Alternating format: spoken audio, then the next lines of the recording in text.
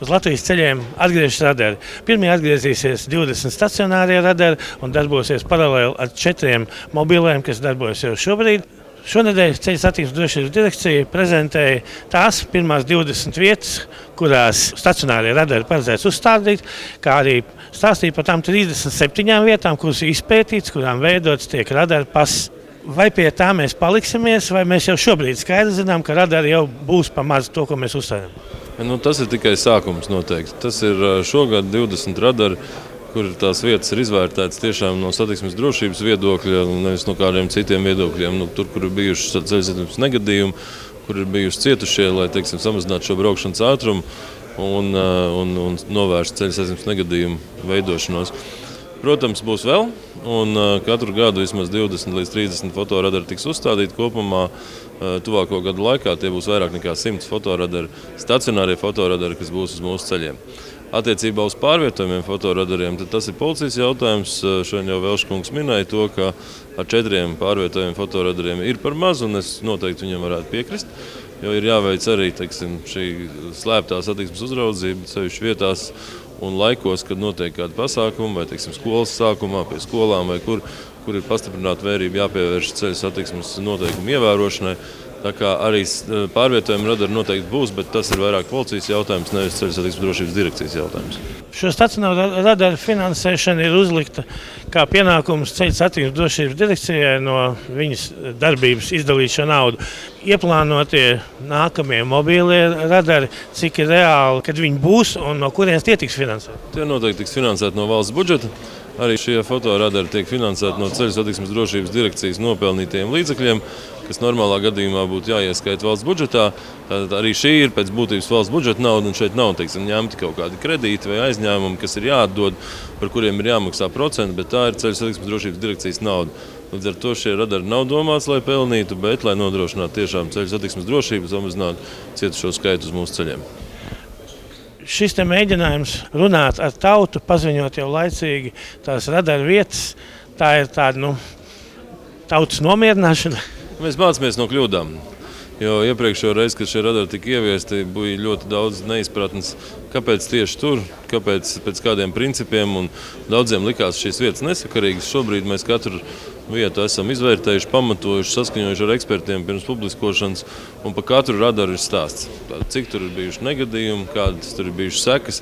Velškungs šodien arī rādīja uz ekrāna bildītes, no negadījumu vietām, kur šīs vietas ir fiksētas. Tā kā runāt noteikti ir nepieciešams, un ar sabiedrības viedokļos ir jāieklausās, lai nesanāktu šāda pat izgāšanās, kā tas jau bija vienreiz ar stacionāriem un pārvietojumiem fotoradariem, kad, protams, ieviešot to privātai firmai, protams, bija svarīgi nodrošināt to, lai pēc iespējas ātrāk šīs investīcijas atpelnītos. Šeit mēs nerunājam par investīciju atpelnīšanos, bet gan par satiksmes drošību. Luksemkungs, stacionārie radari un mobīlie radari. Kāpēc ir izlēmts tomēr uz tiem stacionāriem likt to pirmo akcentu? Es domāju, ka tie ir tādi vieglāk saprotami, patiešām arī tā vieta tiek izvēlēta ļoti konkrēti, ļoti ar lielu pamatojumu, un cilvēkiem vienkārši ir saprotamāk. Arī psiholoģiski būs pieņemamāk, viņi pieradīs pie radariem, kur viņi zinās, kādēļ, kurā konkrētā vietā viņi tiek uzstādīti. Un šeit kļūdīties nevar, jo uzstādot stacionāro radaru, protams, ka ir jādomā arī, ka tur tiks ieguldīti jau iepriekš kaut kādi līdzekļi, izvēlotos to vietu, tā ir infrastruktūra, datu pārraide, elektrība, kas ir, nav vajadzīga pārvietojumiem radariem. Bet jebkurā gadījumā turpinās arī strādāt tie 4 policijas pārvietojumie radari. Otrakārt, varam uzskatīt, ka katrā policijas mašīnā ir pārvietojamais radars, ko arī mēs zinām, valdība piešķir tam līdzekļus, un faktiski tie ir pārvietojamie radari. Šobrīd runājam par 21 stacionāriem radariem, nākošais gadu vēl par 20 un aptuveni kaut kas tālāk, bet apsakots ir vairāk, cik es sapratu, vietas 37. Vai viņi tiks mainīti, vai viņi, būs brīžiem arī tukšās radaru kastes, vai kā? Par to vēl domāsim.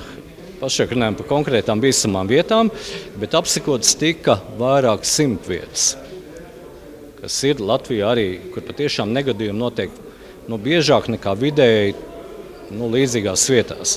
No šīm te vairāk, gan 500 vai pat vairāk vietām, es tā nevaru precīzi pateikt, tika izvēlētas 37 vietas, kas jau tik tā rūpīgāk apspriests kopā gan ar sabiedriskām organizācijām, žurnālistiem arī tajā skaitā. Ja? Un no šīm 37 vietām tika izvēlēta galīgi 20 vietas, pie kurām tad arī pašlaik esam palikuši, kurai katrai kā rādīs sava pase, savs pamatojums, un cilvēki arī zinās, kādēļ tieši šajā vietā.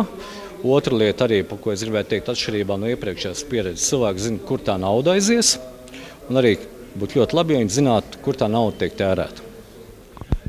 Es domāju, ja kādam vēl ir kāds jautājums par to, kāpēc tieši šīs konkrētās vietas ir izvēlētas, CSDD mājaslapā ir interaktīva karte, uz kuras ar peli un kursoru uzejot visur, uz katrai konkrētai vietai parādīsies informācija, tā teikt, stacionārā radara pase.